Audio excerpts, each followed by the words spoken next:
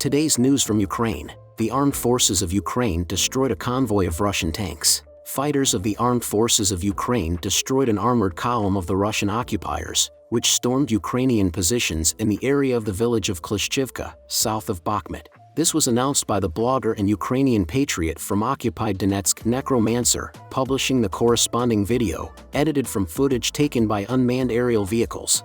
6 tanks and armored combat vehicles of the invaders drove along the field road between the forest strips. At some point, one BBM turned into a field strewn with funnels, while the others continued on the road. And then there was a direct hit on an armored car in the field, and a series of explosions covered the road with enemy equipment. When the smoke cleared, we counted 4 broken pieces of equipment on the road. That is, only one car of the interveners escaped.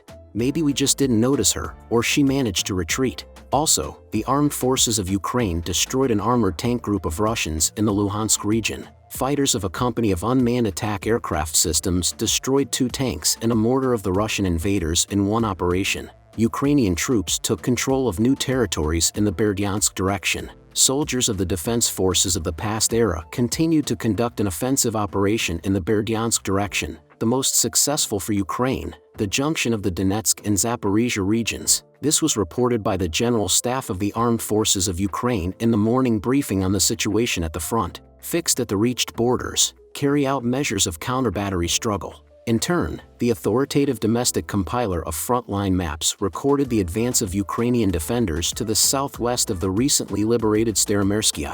The armed forces of Ukraine advanced near Kliszcziyevka. Over the past week, soldiers of the armed forces of Ukraine liberated 3 square kilometers of territory in the Bakhmut direction, and in total during the summer counteroffensive on this part of the front, 43 square kilometers. Among other things, in her summary of the situation at the front published on her Telegram channel, Deputy Minister of Defense Hanna Maliar said, "The northern flank, from Bakhmut, the enemy is trying to restore the lost position in the areas of Zalesnyansky, Vasilivka, Bodanivka.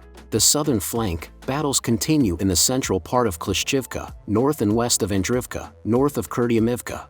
In turn, the Ukrainian defender, who is fighting in this area and runs the Telegram channel, said the following in his own report for the past day. "The situation in Kliszcziyevka has improved a little. We are making progress in Kliszcziyevka.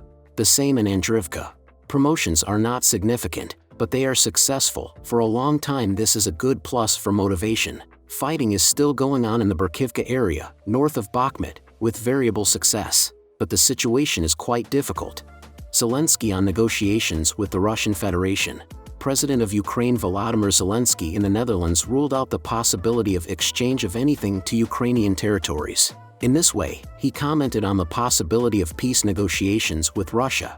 During a joint press conference with Dutch Prime Minister Mark Rutte at the air base in Eindhoven, Zelensky called the Ukrainian peace formula the only document on the basis of which peace negotiations can take place. "We have one document. We have a peace formula. We have one desire, peace.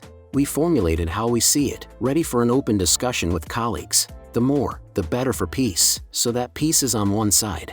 On the side of a just peace with full restoration of the territorial integrity of Ukraine," the president said. At the same time, he emphasized the need to restore justice and hold Russia accountable for its crimes, in particular, the Boeing plane crash, the atrocities in Buch and the destruction of Mariupol.